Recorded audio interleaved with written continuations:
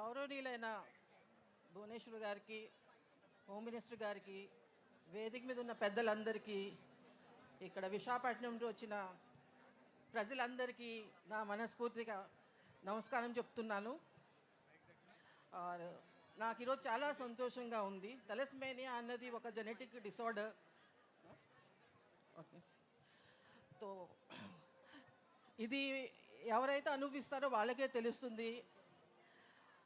ఇది చాలా కష్టమైన ప్రాబ్లం అనమాట.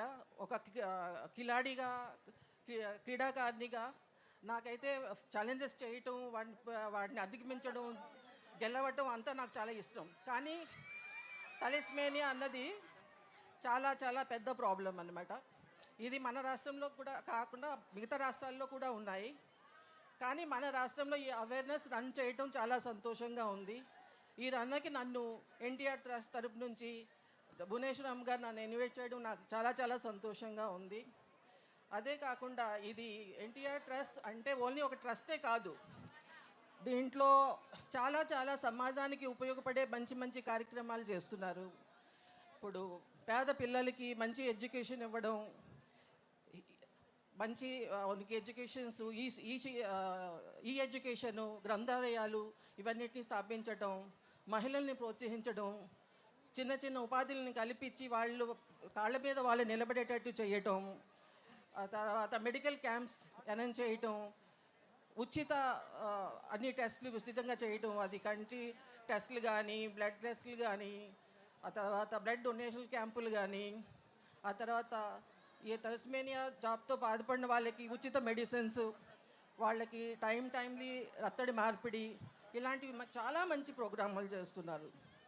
ఆ తర్వాత భూకంపం అని, లేకపోతే వరదలని, తుఫాన్లని, ఇలాంటివి ఏమైనా ఆపదలు వచ్చినప్పుడు, ప్రకృతి ఆపదలు వచ్చినప్పుడు ఎన్టీఆర్ ట్రస్ట్ వెంటనే స్పందించి అక్కడికి వెళ్ళి వాళ్ళకి కావాల్సిన సహాయాలు చేయటం, వాళ్ళకి తోడుగా నిలబడి వాళ్ళకి కావాల్సిన దుస్తులు కానీ, ఆహారం కానీ, మెడిసిన్స్ కానీ అవన్నీ అందించడం, మళ్ళీ వాళ్ళని అక్కడ మళ్ళీ సెటిల్ చేసే వరకు వాళ్ళందరూ ఫైనాన్స్గా సెటిల్ అయ్యేదాకా వాళ్ళందరి వెనకాల మేము ఉన్నామని నిలబడి వాళ్ళకి ప్రోత్సహించి మళ్ళీ వాళ్ళని సెటిల్ చేయడం, ఇలాంటి చాలా చాలా మంచి కార్యక్రమాలు చేస్తున్నారు.